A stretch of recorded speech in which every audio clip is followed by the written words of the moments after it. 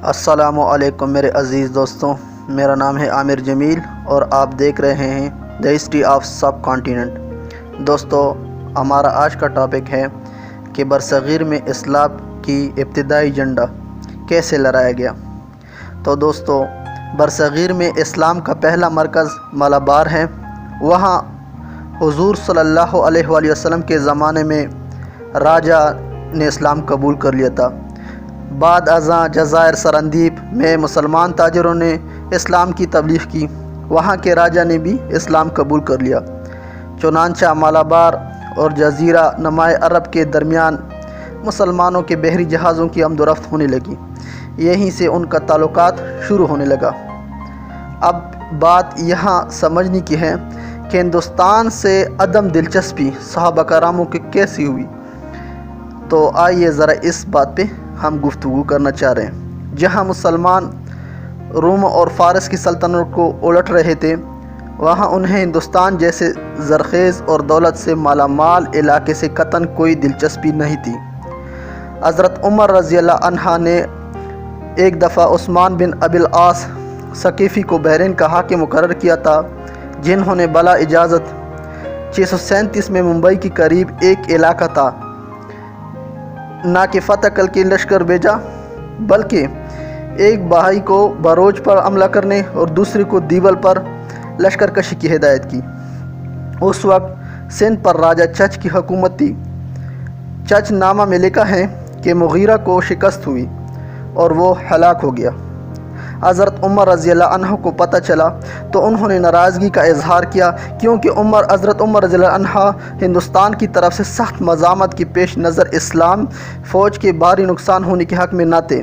ایک بار حضرت عثمان رضی اللہ عنہ نے حکیم بن جبلہ سے ہندوستان کی کیفیت پوچھی تو اس نے اس طرح جواب دیا: وہاں کا پانی میلا، پل کسیلے اور کٹے ہیں، زمین پتریلی ہے، مٹی شوریدہ ہے اور باشندے بہادر ہیں۔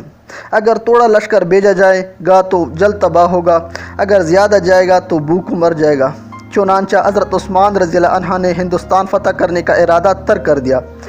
حضرت علی رضی اللہ عنہ کے دور میں حارث بن مروان نے 34 ہجری میں بلوچستان کی قریبی علاقے کچی پر وہاں کا علاقے پہ قبضہ کر لیا۔ امیر معاویہ رضی اللہ عنہ نے بھی عبداللہ بن سوار عبدی کو 41 ہجری میں ہندوستان بھیجا۔ اسے کوئی سلیمان کے پاس شکست ہوئی۔ اب علاقہ کون سا بچتا ہے؟ بلوچستان۔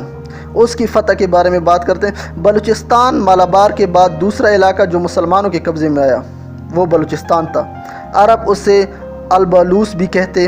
حارث بن مروان نے 34 سے 42 تک کے عرصے میں ضلع کچی کو فتح کر لیا۔ اس کے بعد راشد بن عمرو کو اس علاقے کا حاکم مقرر کیا گیا۔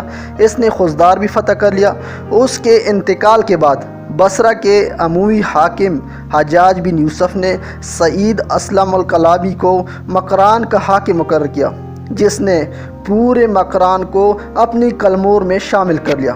اس کے بعد بجائر اور محمد بن ہارون اور بلوچستان کے حکمران رہے۔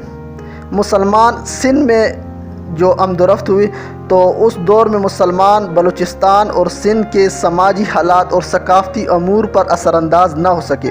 البتہ سندھ اور بلوچستان میں مسلمان آباد کاروں نے تبلیغ کا کام شروع کر دیا۔ اس کا یہ جو ہے نا بڑی فائدہ ہوئی کہ تبلیغ کا کام شروع ہوا۔ عرب جہاز ران بڑوج، دیبل، مالابار اور لنکا کے ساحلوں تک تو جاتے ہی تھے، مگر بعض عرب قبیلے سندھ کے اندر آباد ہونے شروع ہو گئے تھے۔ غالباً یہ تجارت پیشہ لوگ تھے۔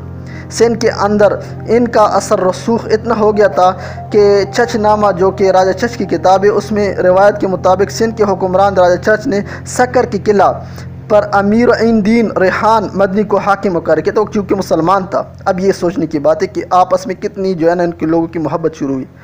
ایک غیر ملکی کو حاکم مقرر کرنے سے ظاہر ہوتا ہے کہ مسلمان سندھ کے سیاسی امور پر چھا چکے تھے۔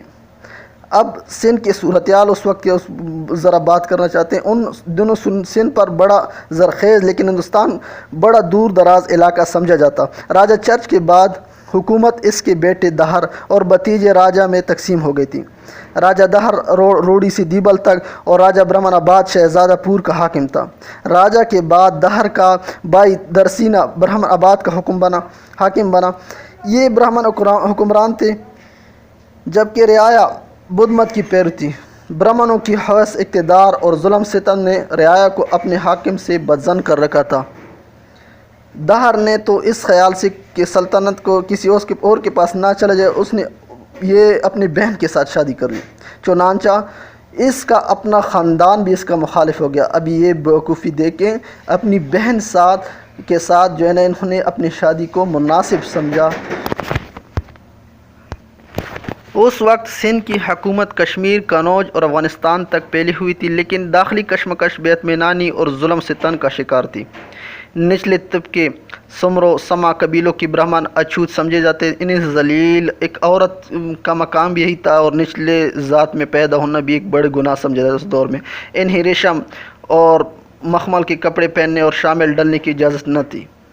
بہرحال ہم جو ہے نا نیکسٹ ایپیسوڈ میں انشاءاللہ اور مزید وضاحت سے بات کریں گے کہ یہ لوگ آگے جا کے ذلیل اور خوار اپنے آپ کو سمجھ کر پھر کس طرح محمد بن قاسم کا جو ہے نا انٹری ہوتی ہے اور وہ کس طرح آتا ہے اور اس ٹائم جو ہے نا ان کی پوزیشن کیا ہوتی ہے، اس کے بارے میں ہم انشاءاللہ اگلے ویڈیو میں ہم بات کریں گے۔